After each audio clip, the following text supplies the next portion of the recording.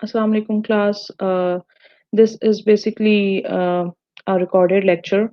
So basically what I'm going to explain in today's lecture is कि हमने ये chapter capital budgeting का जो chapter है इसको complete कर लिया था. Last week में we studied 5 different calculations in this chapter. So मैंने क्या किया है कि I just want to provide you people guidelines related to the questions which will be asked through this chapter. इसमें से क्या या किस नेचर के क्वेश्चंस आपसे पूछे जा सकते हैं, सो मैं उससे रिलेटेड आपको आज कुछ गाइडेंस दे देती हूँ. सो फर्स्ट ऑफ ऑल इसमें हमने जो 5 मेथड्स पढ़े थे, the first method was NPV, जिसमें हम नेगेटिव एनपीवी को एक्सेप्ट नहीं करते हैं, पॉजिटिव को कहते हैं कि we will accept this as our investment option. So एक मेथड ये था. Then we studied profitability index which is just like NPV. इसमें भी आप समेशन प्रेजेंट वैल्यू निकालते हैं, बट आप इंडेक्स फॉर्म में अपना आंसर लेके आते हैं इंस्टेड ऑफ अमाउंट, जैसे कि मैंने लास्ट क्लास में बताया था. एनपीवी में आप समेशन पीवी माइनस कॉस्ट कर रहे होते हो, प्रॉफिटेबिलिटी इंडेक्स में आप डिवाइड कर रहे होते हो समेशन पीवी को divide by cost. Why we take summation PV, again मैंने उसका जिस बताया, when you are making comparison cost and benefit analysis, जब आप करना चाह रहे हो किसी चीज का, तो you will always have to make sure कि दोनों cost and benefit same time period में हो.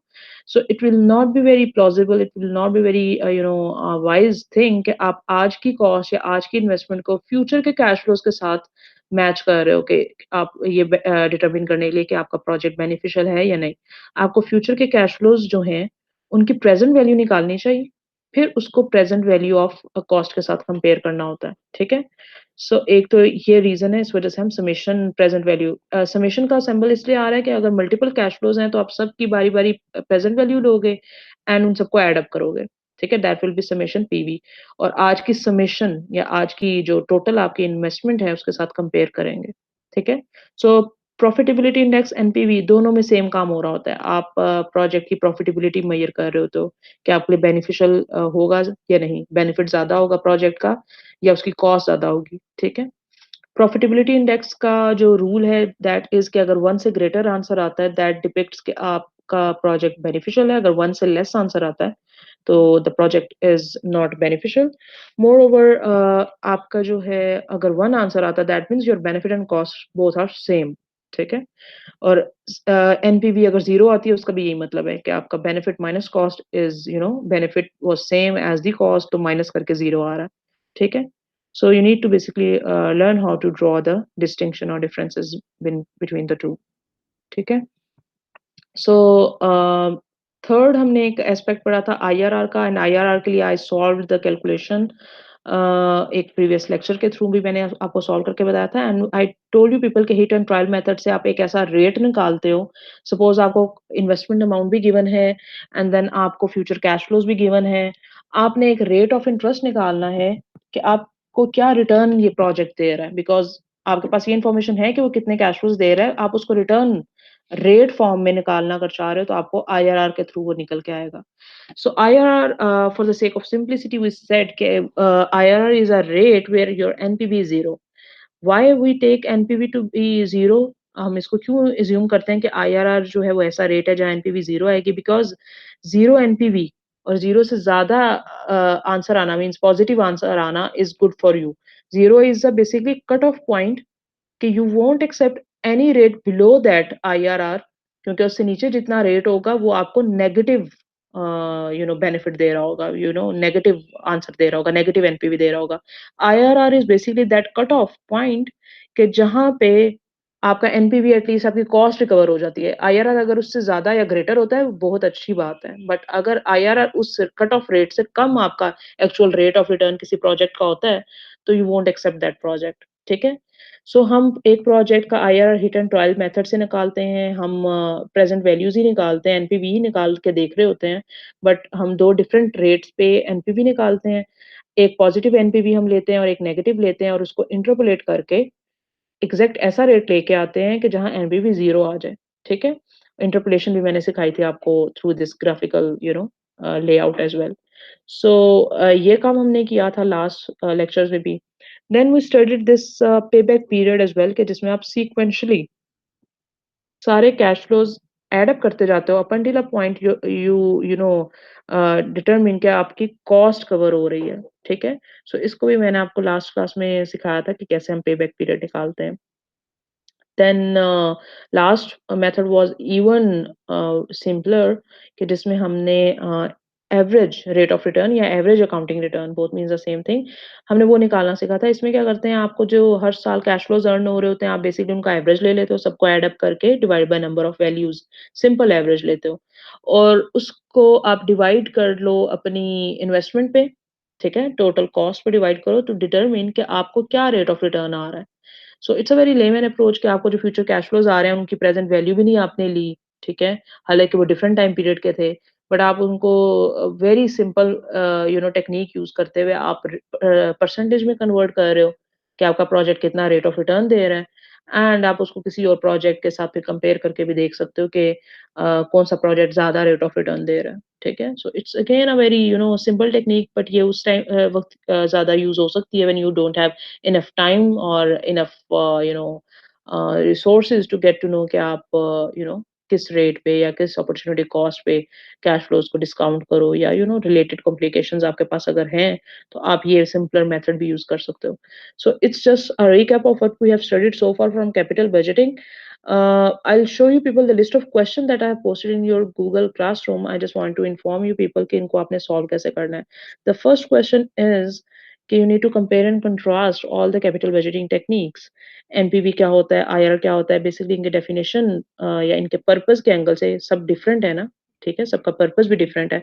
आपने उसी एंगल से कि इसकी डेफिनेशन या इसके पर्पस के एंगल से सबको डिफरेंशिएट करना है कि एनपीवी किस पर्पस के लिए यूज़ होती है, क्या गाइडलाइंस है एनपीवी को यूज़ करने की, ठीक है? और same is the case IRR की क्या गाइडलाइंस हैं, आईआरआर किस तरह हेल्प करता है, प्रॉफिटेबिलिटी इंडेक्स क्या गाइड कर रहा होता है आपको, प्रॉफिटेबिलिटी इंडेक्स क्या क्राइटेरिया क्या है एक्सेप्टेंस का या रिजेक्ट करने का प्रोजेक्ट को, पेबैक पीरियड एंड एआरआर। सो इन सब के बारे में हमने जिस तरह चैप्टर की स्लाइड्स में भी पढ़ा है and you can search their separate simpler definitions over internet as well but you will write on your own. This is an assignment, this will be graded and आपको इसको खुद सॉल्व करना है, अपने वर्ड्स में लिखना है कि क्या इनमें डिफरेंसेस हैं। You need to compare them and you need to contrast them with respect to their purpose.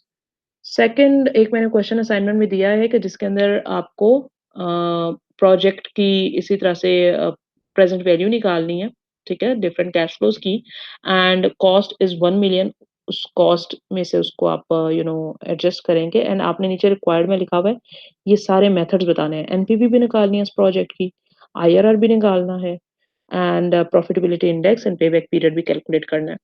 सो वे इसका क्या होगा, इट्स लाइक एन्युइटी कैलकुलेशन, ठीक है? ये एन्युइटी के फॉर्मूलाज़ इसमें आप यूज़ कर सकते हो बिकॉज़ पहले 5 साल आपको 1.5 लाख आता रहेगा। इंस्टेड ऑफ ये 15 साल के कैश फ्लोज़ हैं, आप इंस्टेड ऑफ यूजिंग वो simpler formula amount divided by 1 plus i raised to power n, वो आप 15 साल यूज़ करने के बजाय what you can do is कि पहले 5 सालों पे एन्युइटी का फॉर्मूला लगाएँ, कलेक्टिव वैल्यू आपके पास प्रेज़ेंट वैल्यू आ जाएगी, ठीक है? दूसरे जो चंक है 6 से 10 साल तक आपको 1 लाख 80 आएगा, उसके ऊपर भी प्रेज़ेंट वैल्यू का फॉर्मूला लगाएँ एंड थर्ड पे भी। बट एक कॉशन है यहाँ पे, वो क्या है कि जो आप पहला जो आप कैलकुलेशन करोगे 5 सालों की और उसकी प्रेज़ेंट वैल्यू जो आपके पास आएगी वो टाइम 0 पे आ जाएगी। आपने तमाम कैश फ्लोज़ जिस्ट क्या होती है, आपने तमाम प्रेज़ेंट वैल्यूज़ इस एंगल से निकालनी होती हैं कि सब कैश फ्लोज़ की प्रेज़ेंट वैल्यू टाइम 0 पे आ जाए। आपने उतने साल या उतने इयर्स एन के तौर पे आप लेकर डिस्काउंट करते हो कि वो टाइम 0 पे चला जाए। पहले 5 साल का अगर आप 1.5 लाख की प्रेज़ेंट वैल्यू निकालेंगे using annuity formula that will automatically go to time 0, ठीक है? 1 ईयर से पहले वाला जो साल है वो 0 ईयर ही है, उस पे चला जाएगा। बट 6 टू 10 ईयर्स अगले जो 5 कैश फ्लोज़ हैं 1,80,000 उनको अगर एन्युटी के फॉर्मूला से आप डिस्काउंट करोगे तो आपके पास जो आंसर आएगा that will be a single value but वो वैल्यू होगी 5th ईयर की, ठीक है? वो 1 साल पीछे जाएगा और वो 5th ईयर पे कैश फ्लो जाएगा। आपने वहाँ से उस कैश फ्लो को फर्दर डिस्काउंट करना है 5 ईयर्स पे, ठीक है? और फिर आपके पास वो टाइम 0 पे जाएगा। देन आपके पास सेम इज़ द केस कि आपके पास 1,60,000 जो है 11th से 15th ईयर तक तो उसके ऊपर भी आप एन्युटी का फॉर्मूला अप्लाई करोगे but you will get your answer to be the value of your annuity at year 10। आपके पास ईयर 10 की वैल्यू आएगी, ठीक है? उसको फर्दर आप डिस्काउंट करोगे 10 ईयर्स पे using single present value formula और एन उसमें 10 लेके आप उसको डिस्काउंट करोगे, फिर आपके पास वो टाइम 0 पे जाएगा। मैं यहाँ पे इस क्वेश्चन का थोड़ी कॉशन भी क्योंकि मैं बताना चाह रही थी इसलिए I will show it to you on this empty slide. मैं एक आपको एम्प्टी स्लाइड पे इसको बता देती हूँ कैसे सॉल्व करना है एनवीटी का जो कैलकुलेशन है, ठीक है? Just look here and you need to solve it carefully. So जो मैं आपको लेट्स सपोज मैं यहाँ अगेन कैश फ्लोज ऐसे ले लेती हूँ, मैं यहाँ पे सिंप्लिसिटी के लिए ले रही हूँ। सपोज पहले 3 साल 1 टू 3 ईयर आपको जो है एक प्रोजेक्ट से 1 लाख आता रहेगा 3 सालों तक, ठीक है?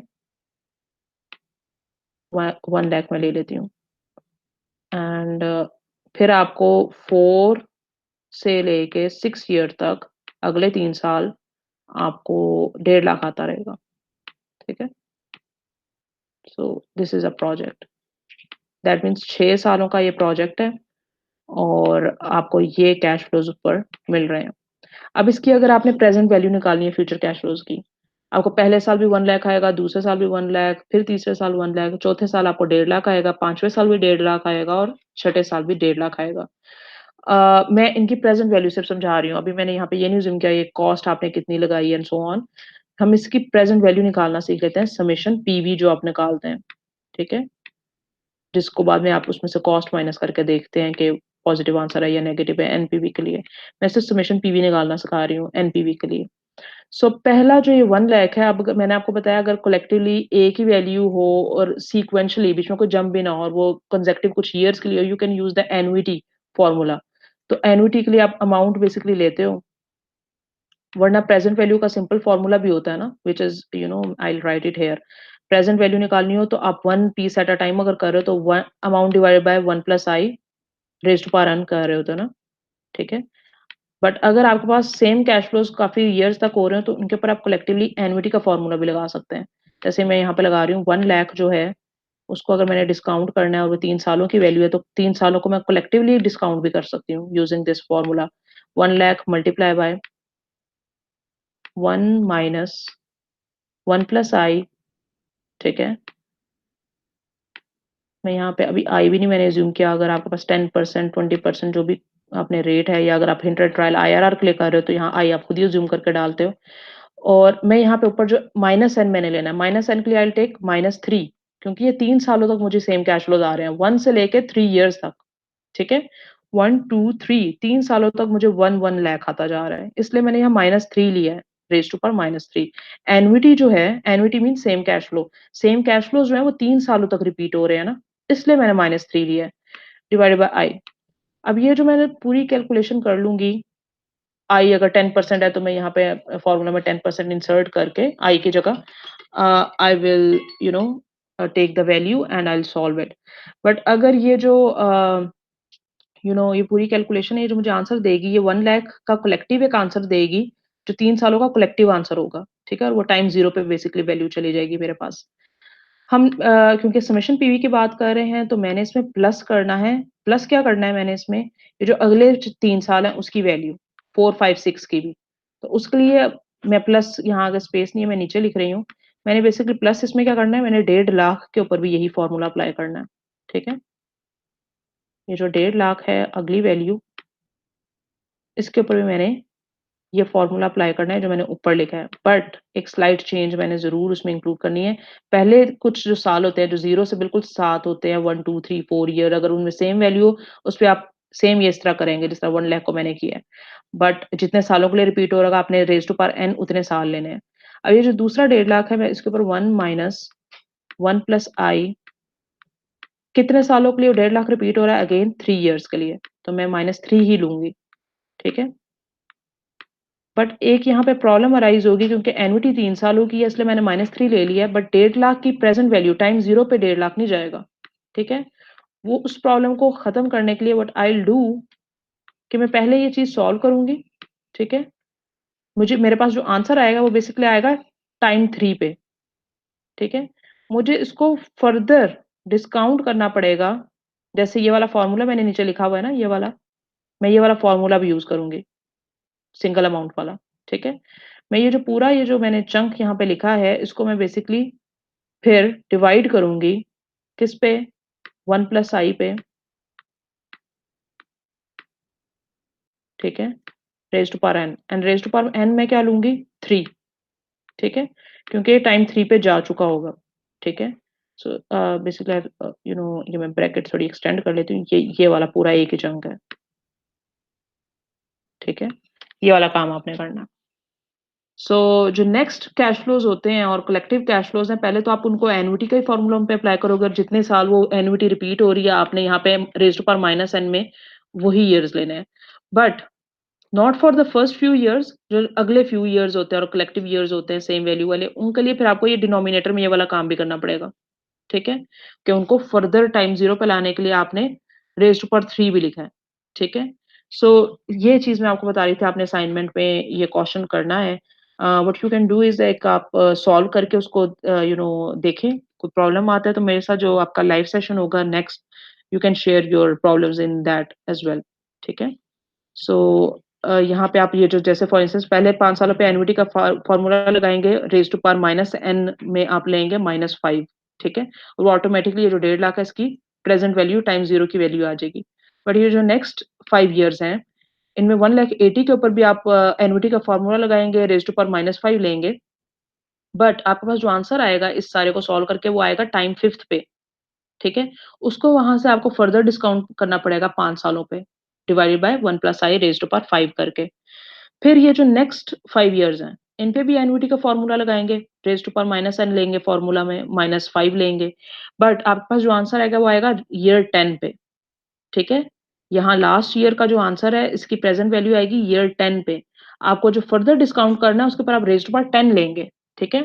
जो आपका इसका एन्युटी का फ़ॉर्मूला का आंसर आएगा फ़ॉर्मूला का, उसको आप जब डिवाइड करेंगे 1 plus i raise to power 10 लेके आप डिस्काउंट करोगे, 1,60,000 वाली वैल्यू को, ठीक है?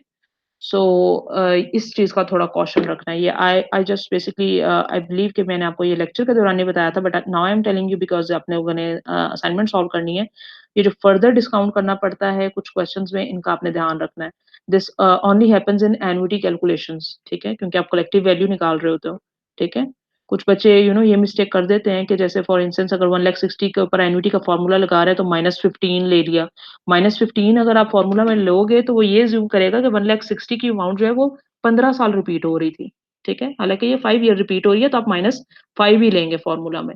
बट आप उसको फर्दर डिस्काउंट करेंगे टाइम 0 पे लाने के लिए 10 इयर्स के लिए, ठीक है?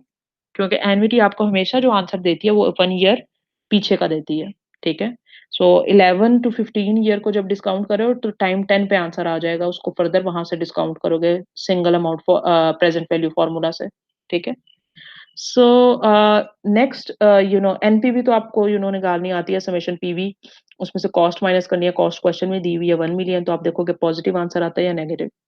आईआरआर में आपने ये करना है कि 2 डिफरेंट रेट्स ट्राई करने हैं और इंटरपोलेट करना है और देखना है आपके पास क्या परसेंटेज आंसर आता है।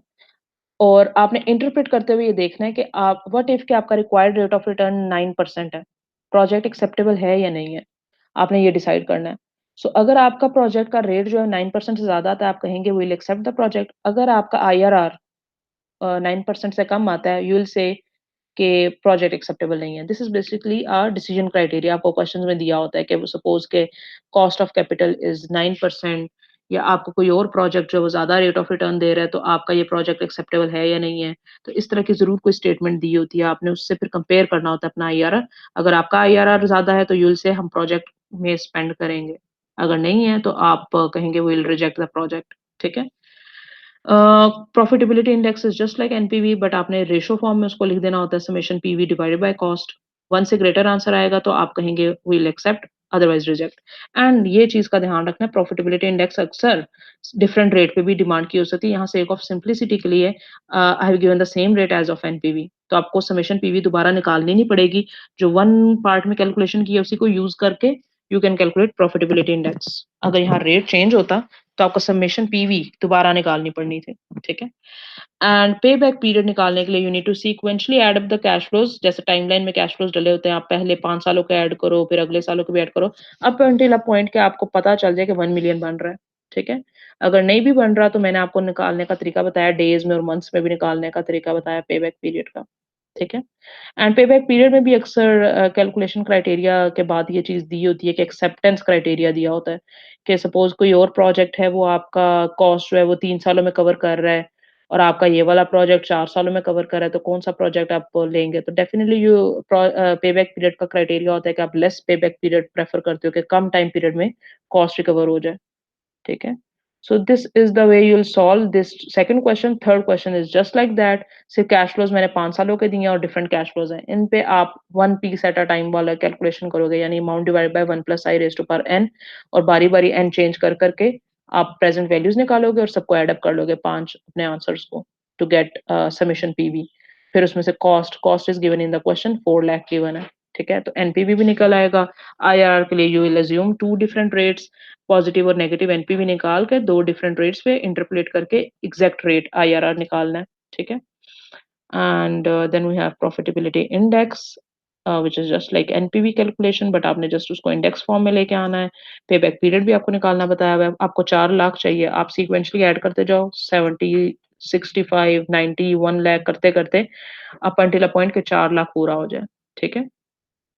सो एआरआर मैंने बताया, सारे कैश फ्लोज़ को ऐड किया, पाँचों सालों के कैश फ्लोज़ ऐड किए और उनका एवरेज ले लेना है, डिवाइड बाय 5 कर देना है। जो आंसर आएगा उसको आपने डिवाइड करना है 4 लाख पे, कॉस्ट पे डिवाइड करना है। आपके पास परसेंटेज आ जाएगी, ठीक है? So I just basically wanted to give you guideline related to the assignment, कि कोई मिस्टेक ना हो, but from now on it's up to you. आप लोगों ने इसको सही-सही सॉल्व करना है for practice purpose as well. Moreover, I'm gonna grade your assignment, so please carefully solve करें। In case बहुत ही कहीं आप stuck हो जाते हैं किसी point पे and you don't know how to solve it, तो retain your answers till that point and send me जितना कर लिया आपने, या मुझे आप Wednesday के live session में आप पूछ लें, ठीक है? So this is it for today's lecture. I'll stop it here. Plus, I'm gonna post along with this thing, ये जो मैंने अभी आपके लिए जितने section record किया है, I'm gonna post an additional section which is related to the live session जो हमारी discussion हुई थी related to projects, ठीक है? So I'll send it as part A and B of this lecture, ठीक है? I'm gonna send this to be the part A of the lecture, and एक B part है which is और live discussion जो हमारी project पे हुई थी, ठीक है? So I will now end it here, solve the assignments and take care of yourselves.